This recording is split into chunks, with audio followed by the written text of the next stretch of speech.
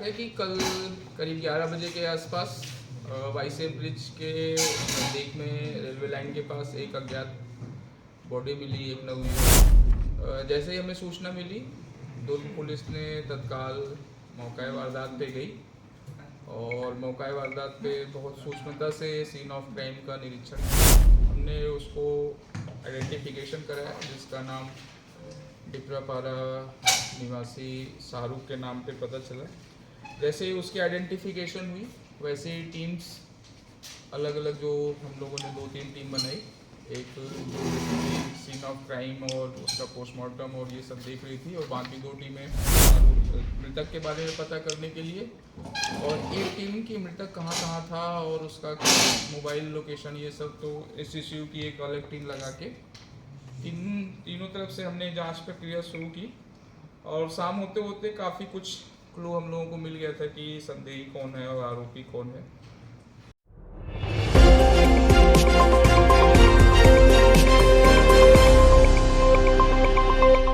नमस्कार, मैं हूं विजेंद्र और आप देख रहे हैं सबका संदेश।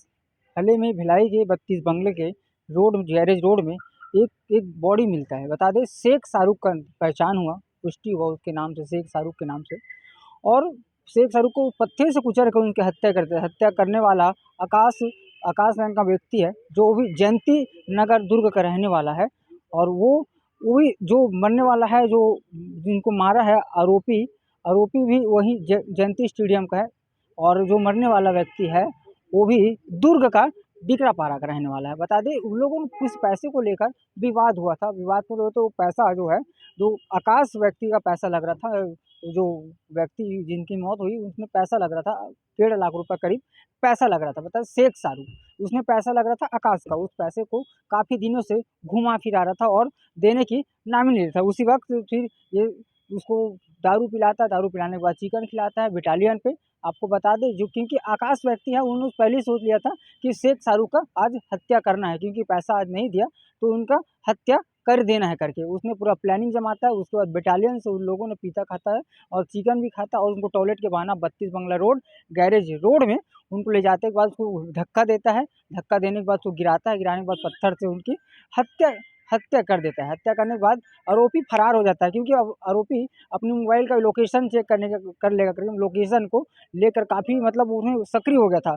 उसने पहले ही जब यहाँ हत्या के लिए आया था, वो रायपुर से आया था, तो वो सोच के पहले आया था कि उनका आकाश का ऐसे सॉरी वो शेख शाहरुख का हत्या करना है करके। उनके बाद दुर्ग पुलिस ने तुरंत 3 टीम बनाकर उनकी जाँच पड़ताल में लग जाता। जाँच पड़ताल लगने पर काफ़ी 3 टीम बनाकर उनके बाद उनको रायपुर से गिरफ्तार करता है। गिरफ्तार करने के बाद सेक्टर 6 कंट्रोल रूम लेके आता है। उनके बाद प्रेस कॉन्फ्रेंस करता है। प्रेस कॉन्फ्रेंस करने के बाद एसपी साहब ने क्या कुछ कहा, देखिए वीडियो में।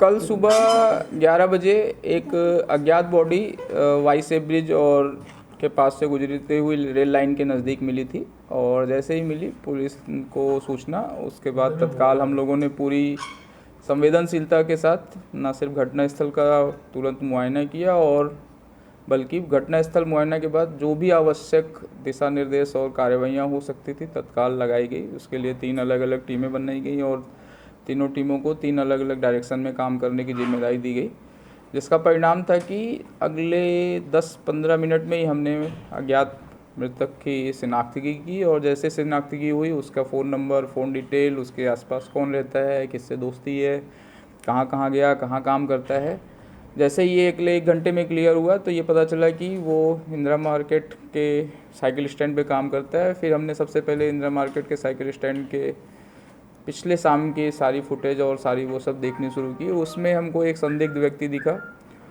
और सेम टाइम में जो एसीसीयू की यूनिट लगी थी उसने फ़ोन की डिटेल्स निकाली, तो फ़ोन की डिटेल्स में उसके एक अननोन नंबर से शाम को 6-7 बजे कॉल दिखी, मृतक की कॉल फ़ोन पे। वहाँ से इंदिरा मार्केट में वो लोग कॉल की लोकेशन और फिर ये सब हमने कनेक्ट करना शुरू किया। फिर वो अननोन पर्सन का एक दूसरी जगह फुटेज दिखा जो बाइक में मृतक के साथ था, तो वहाँ से हम लोगों ने वो चीज़ें कनेक्ट करनी शुरू की, और जो संदेह था और रात में 10-10:30 बजे तक मतलब क्लियर करके फिर आरोपी के मोबाइल नंबर्स की लोकेशंस, आरोपी का मोबाइल कब स्विच ऑफ हुआ, किससे कॉल किया, वो सब हम लोगों ने ट्रेस किया। बाकायदा लोकेशन और CDR की एनालिसिस करते हुए उस जो संदेह को था उसको पुष्ट करके रात में हम लोगों ने जो आरोपी था उसको रायपुर से अरेस्ट किया और उसको लाकर फिर प्रॉपर पूछताछ की, तो जो बाकी चीज़ें भी थी वो स्पष्ट हो गई।